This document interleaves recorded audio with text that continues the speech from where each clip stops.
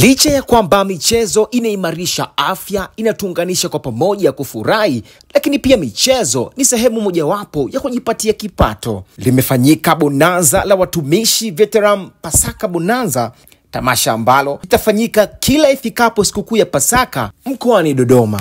Licha ya kuandaliwa kwa zawadi kwa timu ya watumishi iliyoibuka na ushindi, mbunge wa jimbo la Dodoma mjini na waziri wa madini Mheshimiwa Anthony Peter Mavunde aliongezea kiasi cha pesa zaidi ya shilingi milioni 1.8 kwa washindi na wachezaji pamoja na viongozi wa timu ambao wamefanya vizuri.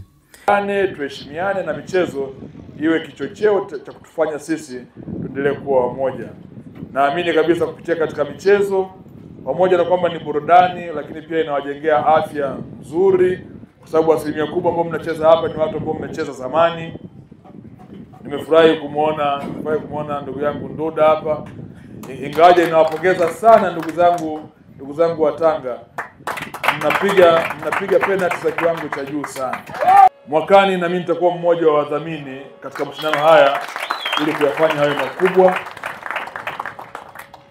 La pili, nataka niwahakikishie kwamba sisi kwetu michezo tunaipa kipaumbele sana. Nimemsikia hapa ndugu yangu Kajuna akisema kuhusu kombe. Ni kuombe ili kombe leo wakipewa liwe la kwao moja kwa moja la mkani.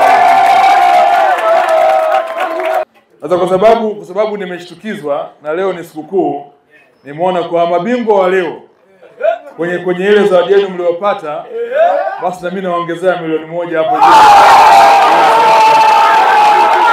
Hakika hili ni la kipekee na la utofauti mkoani Dodoma. Watumishi wamekutana kufurahi, kujumuika, kula, kunywa na kucheza kwa pamoja ili kuendelea kuimarisha afya. Mimi naitwa Rami Ramsey. Hii ni Ngasa TV. Mimi naitwa Abdalla Kajuna, mwenyekiti wa watumishi veteran ambao ni waandaaji wa bonanza hili.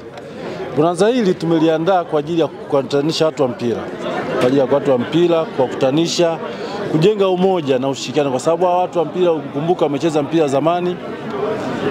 Lakini kupitia hizi sikukuu tumekuwa na bonanza nyingi zinafanyika, lakini kanda hii ya kati haijawa na bonanza ya kukutanisha watu wa mpira wa kanda ya kati. Ukizingatia sasa serikali imehamia Dodoma. Kwa hiyo sisi watumishi veteran, hii timu imeunganishwa asilimia kubwa na watumishi wa serikali, ambao asilimia 80 tuko wanachama 157 mpaka sasa, lakini asilimia 80 wanachama ni watumishi.